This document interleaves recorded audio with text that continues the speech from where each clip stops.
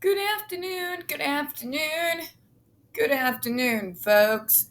Welcome to another episode of Spilling Tea. I'm your host, Tiffany Daniels. And yes, folks, we're going back to that horrible world known as the JRC. But before we get going, the usual disclaimers. You are going to see the link to this article right there in the description box, alongside the other pertinent links to the Stop the Shocks campaign, including Autistic Hoya's massive archive on the subject and the 10 plates. Folks, it's going down in May. It is going down in May. Folks, hear me. Just sign your name, click on your senator, share the links, and for the love of God, start calling their offices because we want these assholes to know we are watching Massachusetts right now.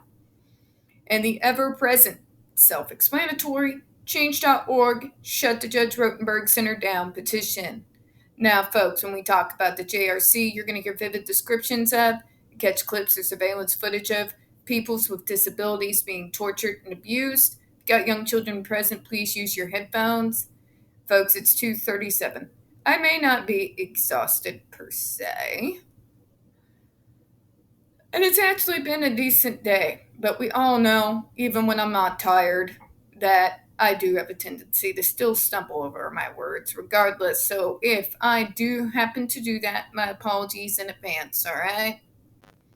Okay, so we are finishing out this article. And of course, we'll have more stuff tomorrow. So let's get started where we left off.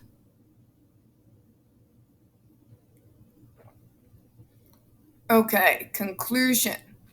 Seeing the exceptional in the mundane. Okay, I'm gonna scoot up so I can see.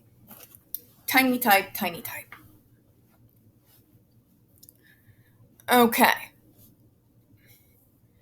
In this paper, we have drawn on Agabin's notion of the camp to locate the JRC in a career archipelago, Foucault 1977, that includes the continuum of institutional settings ranging from the punitive to the medical to the educational. Our focus has been on the material and discursive structures that conceive of punishments meted out to residents labeled with intellectual impairments, mental illness, and autism as normative and humane treatment. We have also shown the material and discursive effects of punishment under the power of the physician as quasi-surveying constitute disabled residents as bare life. These discursive and material effects of aversive technologies interpolate the disabled subjects outside of the exception of a political life bios and regulate it to the state of exception as bare life, ZO, requiring medical or rehabilitation intervention to initially sustain its life and then to overcome the effects of its disability. Got your overcome. If possible. In other words, the inability to overcome one's disability enables the surveying to consign the disabled subject to bare life. This is why, folks, when I was a kid, my mom used to tell me on a regular basis, and she wasn't being mean, she wasn't being ableist. She was just trying to warn and prepare me for the fact that the world does not give a shit. That I was going to have to, yes, work harder than the quote unquote normal kids. I was going to have to work harder than everybody else to be able to get to where I need to be. Because she knew, she's in healthcare, folks, how the world was going to end up treating me. She knew and was preparing me early for what I was going to meet. My stepdad, too. Moreover, by conceiving of acts of torture punishment as central to the war against autism and other intellectual impairments, this enabled metaphor justifies the spatial power of the camp to contain disabled subjects who threaten the norm. I know we went over some of this yesterday. In these contexts, violent punishments such as electric shock therapies are considered mundane, and escalation of the severity of the shocks normalized via the rhetoric of the education and rehabilitation of children and adults, and no other institution would want to include. Thus, even when electric shock therapy is viewed as torture, an exception is made for children and young adults with intellectual disabilities, mental illness, and or autism, not just by JRC, but on society as a whole. Folks, we've got a lot of self-searching and examining to do as an international community on how we view people not just with autism, but other neurodiverse disabilities and disabilities in general. Because this has got to stop. Y'all are all too happy, media, to push inclusiveness and diversity down our throats on the fucking daily. Yet, you still fall in line with this entire article. So if you truly want to be inclusive, you truly want to be diverse, it's time to take that long, honest, hard look in the mirror and think about how you think of people with disabilities, especially neurological disabilities. Think about what you've been silent on. Yes, you gave us a moment in 2012. Glad for you. Thank you for that. But the fact that there has been no follow-up, especially with what happened in July of 2021, the fact that I literally had to dig for articles to see the media even mention it, the fact that it was not news everywhere, it speaks to this bias in society. And until we address it, things like this are going to continue to exist and go on. And you, by your silence, are perpetuating it. Which is how a school who's been in trouble since 1976, literally its inception, has continued to torture generations of neurodiverse people, traumatizing them, sometimes to the point to where it led to death. You see where I'm going with this, don't you? The disability community as a whole are not going to let you get away with it anymore. Period. But moving on, who are now confined to the camp, where they are simultaneously abandoned and bound by the law. It is also important to remember that the state of exception is a relational concept where political life derives its existence from the negation of all that is contained in bare life.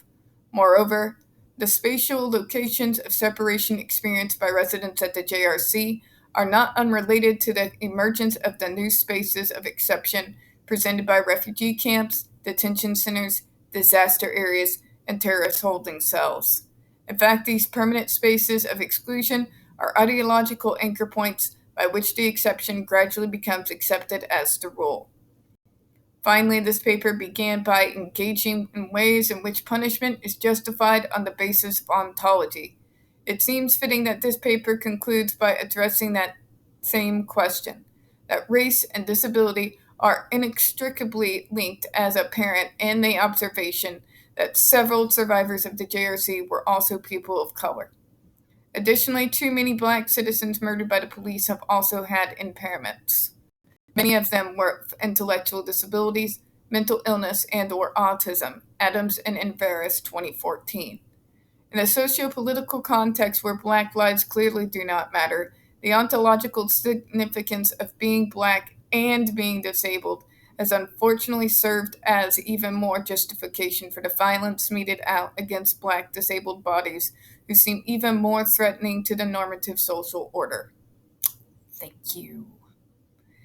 And when in the name of fuck are we going to start addressing the fact that in these poor minority communities, these parents are left with no fucking resources?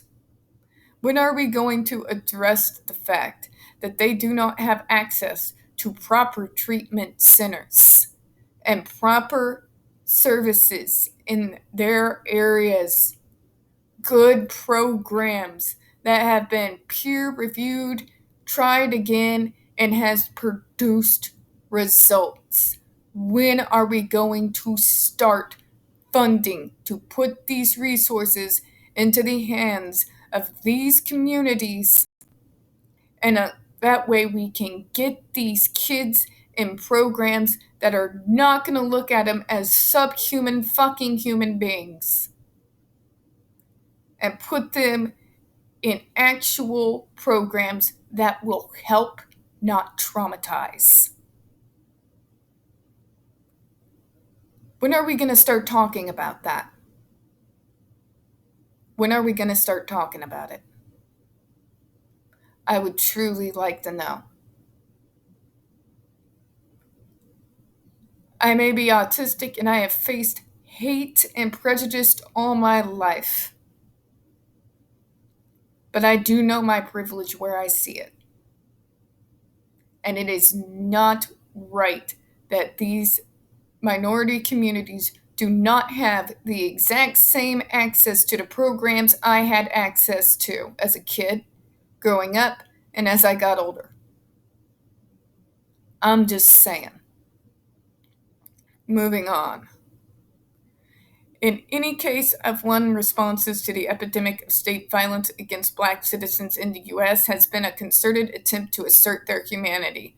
But those assertions of humanness have not held any water in a white supremacist context that predisposes Black life of being conceived as bare life. Echoing this argument, Alex Raliki reminds us that Black subjects, along with the natives, the insane, the poor, disabled, etc., serve as limit cases by which man could define himself as the universal human. In this context, calls for the rights-based reforms in the face of material violence enacted by systems and institutions of punishment are ineffectual.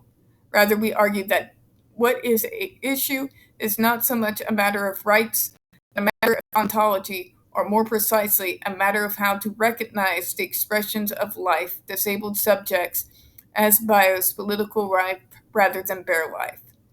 To do so, we should have to heed Leakey's 2008 exhortation to look for radical alternatives, where we do not take the liberal humanist figure of man as the master subject, but focus on how humanity has been imagined and lived by those subjects excluded from this domain.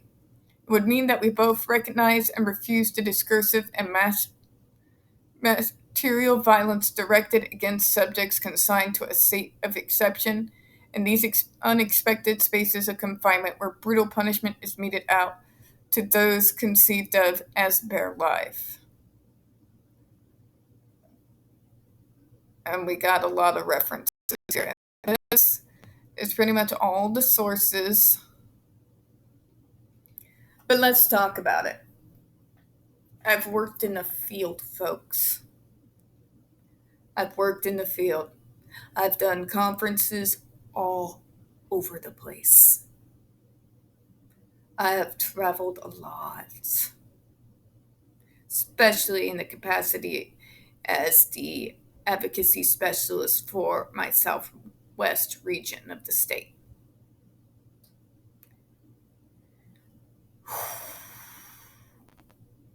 Places like the JRC prey on poor minority communities whose own states and local governments refuse to put money into drawing and bringing into their communities programs, institutions, groups, businesses, doctors, nurses, mental health workers who have been trained in other forms, other programs of treatment that have had a massive success rate.